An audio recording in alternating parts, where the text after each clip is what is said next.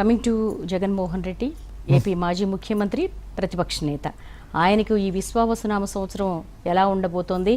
Party 151 నుంచి 11కు పడిపోయింది. పూర్వ వైభవం వస్తుందా? ఒకటమ్మా, జగన్ గారిది మిథున రాశి, ఆర్ద్ర నక్షత్రం. నిజానికి ఆయన జాతకంలో ఉన్నటువంటి దశ అంతర్దశల యొక్క పరిశీలన గతంలో కూడా మేము చేయడం జరిగింది.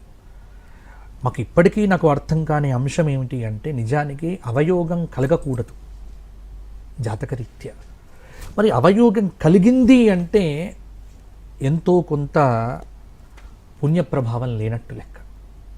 ఇక్కడొక్కడి గుర్తు పెట్టుకోండి మీరందరూ కూడా. అంటే మనమందరం కూడా ఈరోజు ఉగాది జాతకాలు చెప్పుకుంటున్నామంటే, జాతకం బ్రహ్మాండంగా యోగంగా ఉన్నప్పుడు నువ్వు అధర్మం వైపు వెళ్తూ అధర్మాన్ని బాగా పట్టుకుంటే నిన్ను భరించలేని ప్రకృతి మూలంతో సహా పెకలించి వేస్తుంది. మిథున రాశి పోయిన సంవత్సరం ఓడిపోవద్దు జాతకరీత్యా. అసలు ఓటమిని ఎదుర్కోవద్దు. మా లెక్కలో రావాలి భయంకరమైన ఓటమి. చాలామంది జాతకాల్లో ఇలా చెప్పి కొంతమంది ఉంటారు. అంటే అందుకే జాతక విశ్లేషణ అనేటువంటిది ఇక్కడ ఎప్పుడు కూడా ఒకే రకంగా చూడకూడదు. చాలామంది అంచనాలు తప్పే.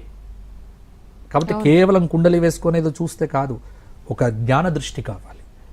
కాబట్టి అవయోగం అనేది కలిగింది అంటే భయంకరమైనటువంటి వంశగతమైన శాపం.